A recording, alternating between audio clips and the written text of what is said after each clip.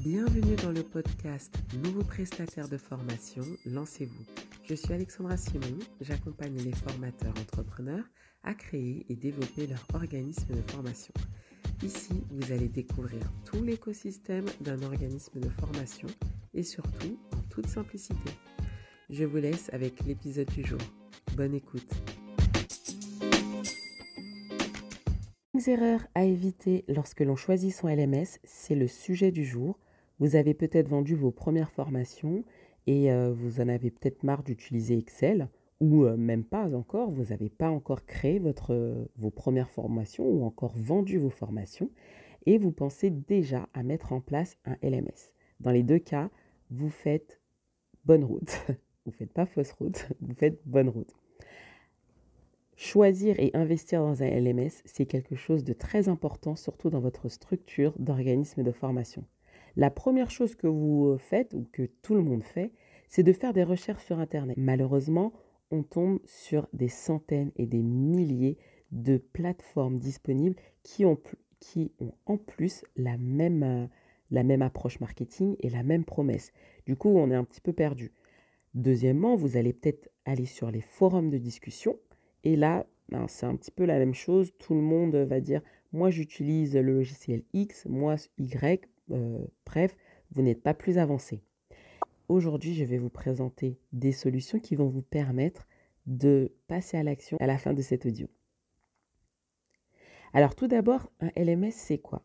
C'est l'acronyme de Learning Management System. En français, c'est une plateforme d'apprentissage en ligne. À ne pas confondre avec le CRM, qui lui est un logiciel de gestion de relations clients. Bon, maintenant la partie théorique est faite, on passe tout de suite à la première erreur à éviter. C'est de ne pas tenir compte des besoins. Alors, des besoins de manière générale. Vous avez d'un côté les besoins de vos stagiaires et les vôtres en tant qu'OR. Les besoins des stagiaires, eh bien, eux vont passer un maximum de temps sur la plateforme. Donc, il faut absolument penser à l'interface stagiaire, qu'elle soit épurée, simple, et à l'inverse de vos stagiaires, en tant qu'OF, ou je devrais dire plutôt opaque, dans le cadre de la certification Calliope, mais ça fera l'objet d'un autre podcast, vous devez passer un minimum de temps. Donc, il faut vraiment penser en amont aux informations que vous voulez centraliser, automatiser et que vous voulez intégrer dans la plateforme. Deuxième erreur à éviter, c'est de ne pas tenir compte du type de contenu.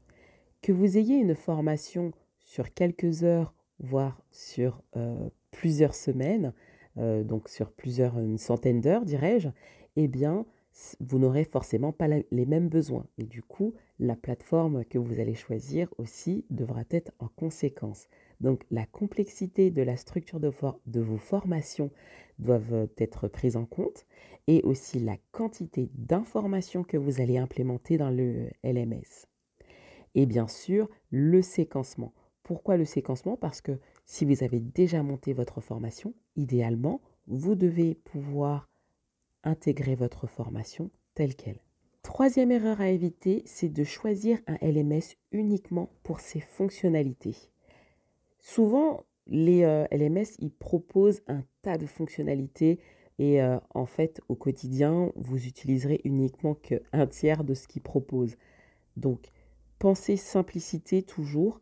Donc, plutôt de savoir quelles fonctionnalités les LMS proposent, dites-vous, ou est-ce que je dois utiliser un outil auteur tel que Storyline ou encore un éditeur de contenu où vous allez pouvoir implémenter votre formation telle qu'elle.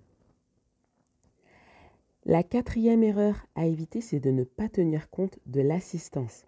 De recevoir un mail d'un stagiaire qui vous dit que la plateforme ne fonctionne pas, qu'il y a un bug et que vous vous retrouvez avec un stagiaire qui est bloqué dans sa formation et vous avec un service ou une assistance qui ne vous répond pas dans l'immédiat. Donc, sachez effectivement que lorsqu'un stagiaire est mécontent, ça va forcément baisser votre note d'évaluation et ce n'est pas ce que l'on souhaite. Donc, pensez à l'assistance et idéalement, optez pour une assistance 24 heures sur 24, surtout lorsque vos stagiaires sont à l'international. Cinquième et dernière erreur, c'est de comparer uniquement par les prix. Il existe plusieurs modèles d'abonnement, modèles d'achat de plateformes, ou du moins de l'utilisation de leur plateforme. J'en ai noté 4 que je vais vous présenter. Achat par licence à vie avec un seul versement. Le deuxième mode d'achat, c'est par licence périodique avec un abonnement mensuel, trimestriel ou annuel.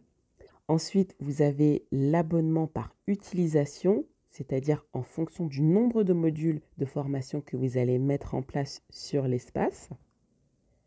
Et le dernier modèle que je vais vous présenter, c'est par utilisateur, c'est-à-dire le nombre de stagiaires que vous allez enregistrer sur la plateforme à l'année. Donc, si vous avez 50 stagiaires à l'année, vous n'allez pas payer le même prix si vous en avez 250, 400, 500, etc. Et voilà, je vous ai présenté 5 erreurs à éviter. Maintenant que vous avez toutes les clés en main, vous pouvez passer à l'action et enfin choisir le LMS qui vous convient. Je vous remercie pour votre écoute. Prenez soin de vous et je vous dis à bientôt.